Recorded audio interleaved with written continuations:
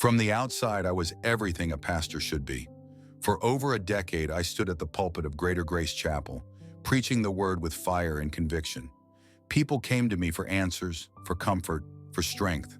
To them, I was a man of unshakable faith. But deep down, I wasn't sure if I believed my own sermons. I had spent my whole life in the church.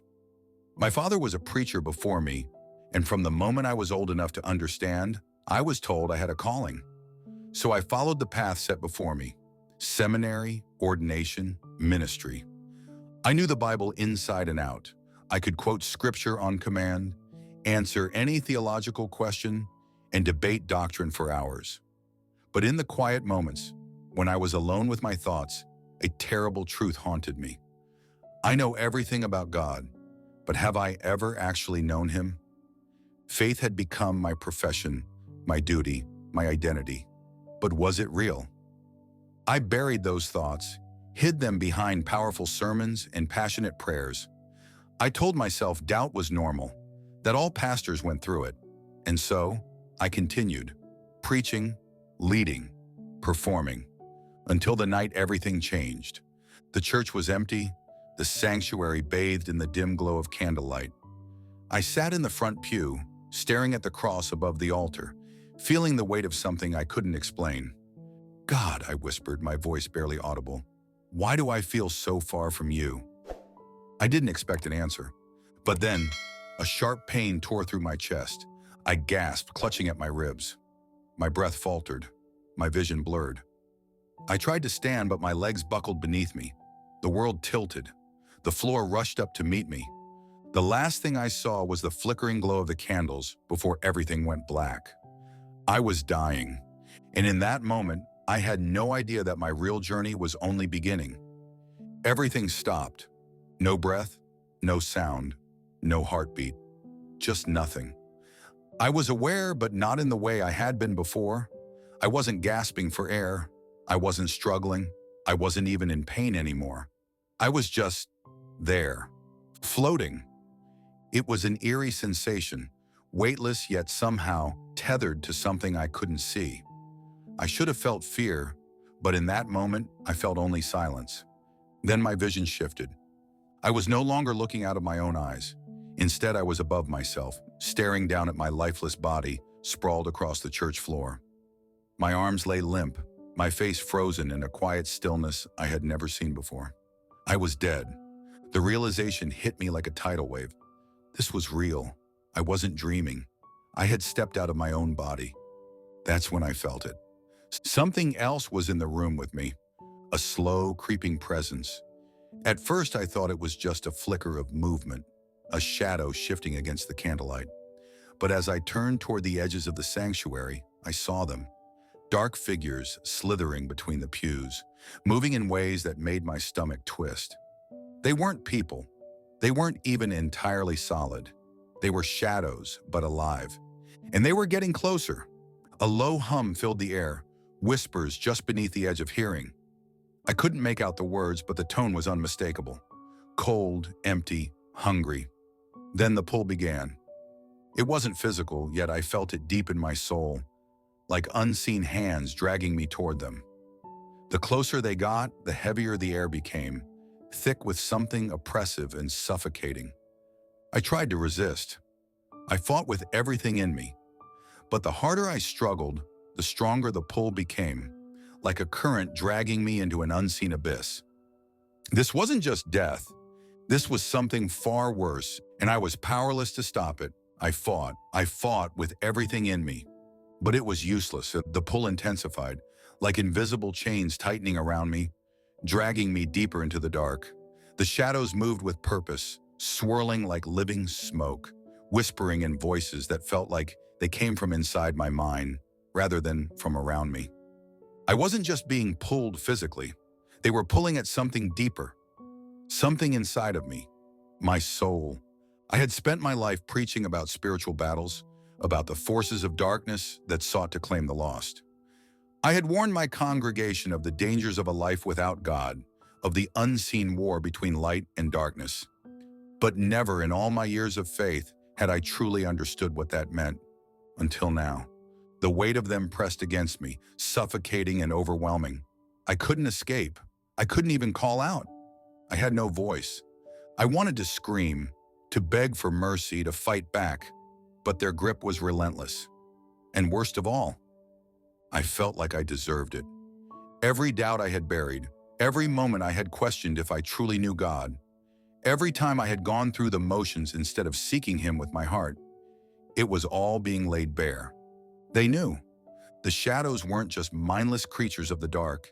They were aware, intelligent, and they knew exactly who I was. More than that, they knew what I lacked. They fed on it. My fear, my doubts, my distance from God, and they were dragging me into the abyss where I belonged. I thought about all the times I had told people that faith was enough, that God was merciful, that His love was greater than any sin. But standing there, surrounded by those things, I didn't feel loved. I felt judged. I felt abandoned. I felt like a fraud who had finally been exposed. The darkness thickened, folding in on itself. The whispers grew louder, more distinct, as though 1,000 voices were speaking at once, each saying something different, each filled with malice. And then, a spark. Small at first, a tiny flicker in the distance. Then it grew. The darkness recoiled, hissing, shrinking away as a brilliant light erupted through the void. Warmth rushed over me, filling every part of me with something I hadn't felt in years. Peace, love, a presence so overwhelming, so utterly powerful that the shadows vanished in an instant. And then I saw Him. At the center of the light, radiant yet distinct, stood a figure, not just part of the light, the source of it. I knew Him instantly. Jesus. He wasn't like the paintings, the depictions in churches, the solemn figure in stained glass windows. He was alive. Every part of Him radiated love, truth, and authority in a way that made every doubt, every fear, every insecurity within me feel small. Yet He wasn't looking at me with anger. He wasn't condemning me.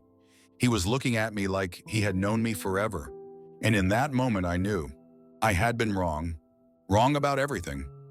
He stepped forward, and though He spoke no words at first, His voice filled my mind, more real than sound itself.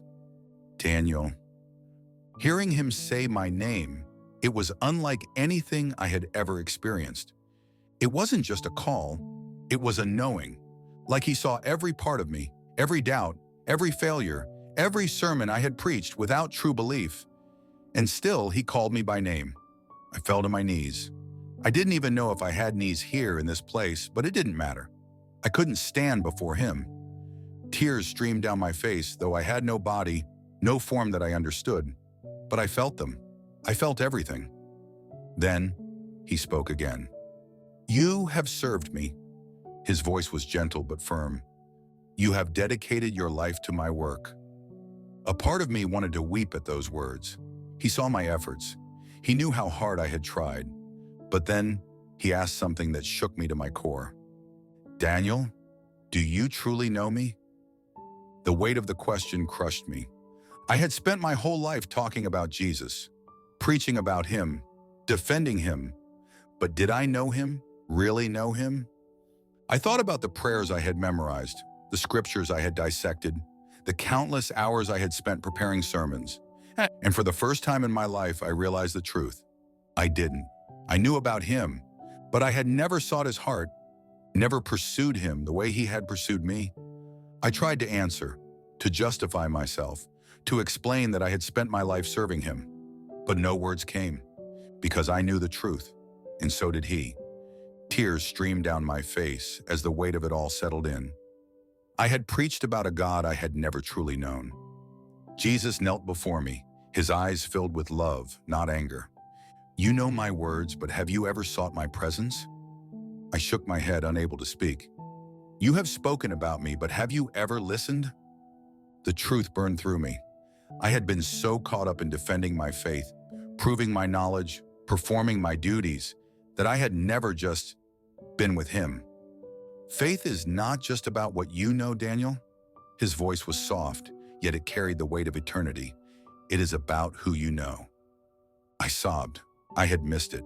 I had spent my whole life thinking that being a pastor, studying theology, and preaching the right message was enough, but it was never about the sermons, it was about him.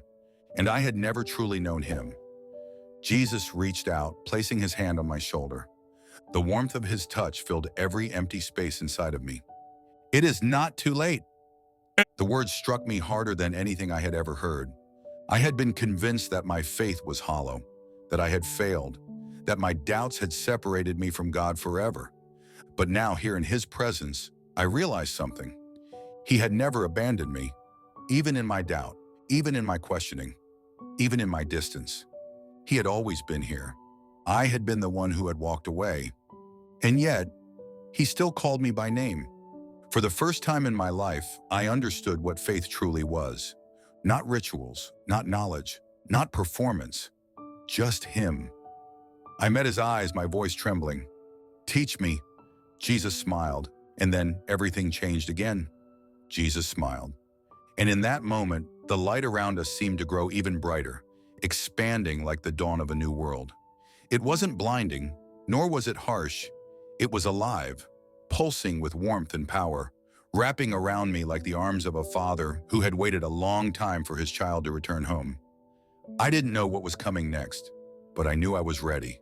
The space around us shifted. It was no longer an empty void filled with divine radiance. Instead, I found myself standing in a place that was both familiar and completely new. At first, I didn't understand, but then I saw them. Moments from my life. Scenes playing out before me, as if I were watching them from a distance, yet feeling every emotion as if I were right there again. A mother kneeling at the altar, crying for a miracle. I had seen her before, years ago. She had come to my church after receiving a devastating diagnosis, begging God to heal her son. I remembered placing my hand on her shoulder, offering words of prayer and comfort, telling her to have faith. I had moved on quickly that day, thinking nothing more of it. But now, standing here, watching myself in that moment, I saw something I had never noticed before. She wasn't looking for a sermon, she was looking for God. And instead of leading her to him, I had given her a ritual. The scene faded. A young man standing in my office, confessing his sins. I watched as I nodded along, quoting scripture, telling him that if he repented, he would be forgiven. I had done everything I was taught to do as a pastor. But then I saw the look in his eyes, the hesitation, the longing. He hadn't just wanted forgiveness. He had wanted to know if God still loved him. I had given him the right answer, but I hadn't given him what he truly needed. I had told him about grace, but I hadn't shown him grace. The scene faded again. One by one, the moments of my ministry played out before me. Moments I had forgotten. Times when I had preached powerful sermons, but had been too distracted to notice the people who needed something deeper. Times when I had been so focused on getting the words right that I had failed to let love be the foundation of those words. Then I saw something even more painful. A moment from my own life, but not as a pastor. As a boy, I was 7 years old, kneeling beside my bed, praying with all the sincerity my young heart could muster. My father had told me that faith was a shield, that if I prayed hard enough, nothing bad would happen to me. So I prayed. I prayed that God would make my father love me the way I longed to be loved, not just with discipline and expectations, but with warmth, with gentleness, with a relationship. But the next morning, nothing had changed, and I had begun to wonder if prayer really worked at all. I gasped as the scene disappeared, leaving me standing in the light once more. I turned to Jesus, my chest tightening. I finally understood. Faith had never just been about knowing what was right or doing what was expected. It had always been about relationship, a relationship that I had taught others about, but had never truly had myself. Tears spilled down my face. I fell to my knees again, my voice breaking. "I've failed you." Jesus knelt before me, placing a hand on my shoulder. The warmth of his touch filled every empty place inside me, but it didn't erase the weight of what I had just seen. "You did not fail, Daniel," he said. "You sought to serve me with all you knew, but now I am showing you something more."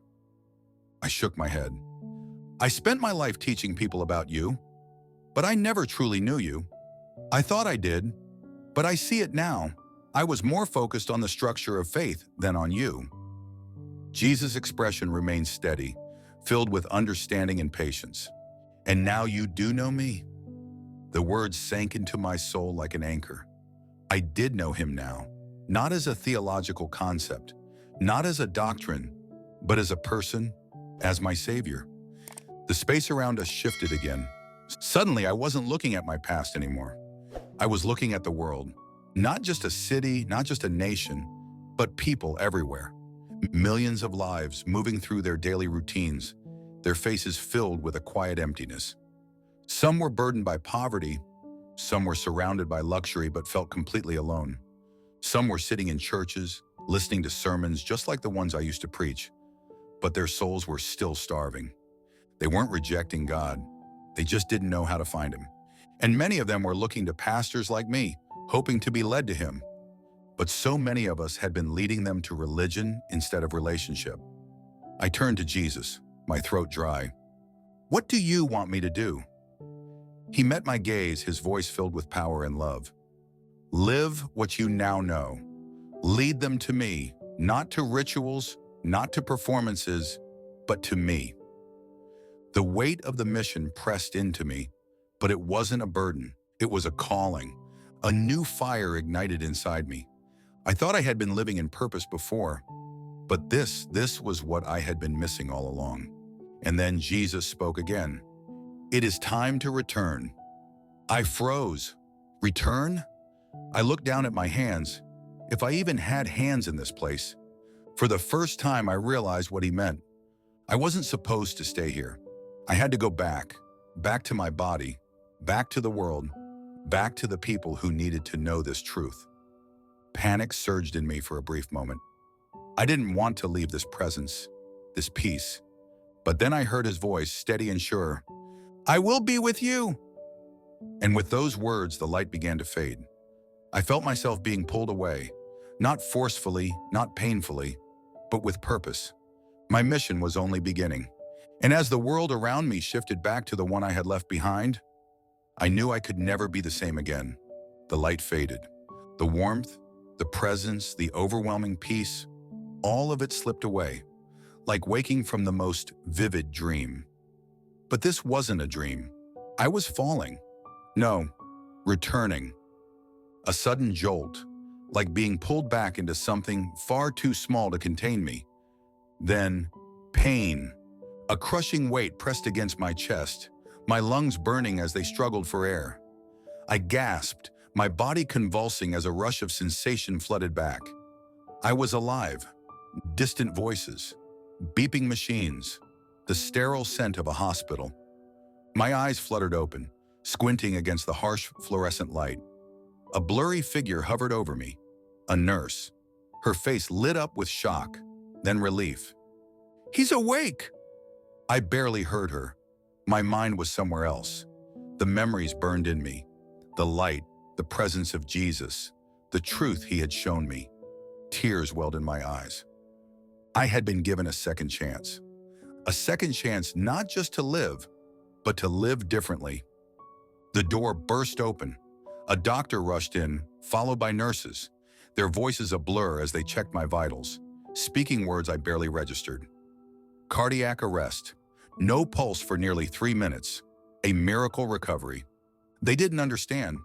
I had been gone much longer than that, and now I was back. Not as the same man, not as the same pastor. Everything had changed. As I lay there staring at the ceiling, the weight of it all settled over me. The question Jesus had asked me still echoed in my soul. Daniel, do you truly know me? I did now, and I knew that I couldn't go back to the way things were. I had preached sermons, led a church, worn the title of pastor, but now I understood my true mission, to lead people to him, not to rituals, not to performances, to him. And this time I wouldn't get it wrong.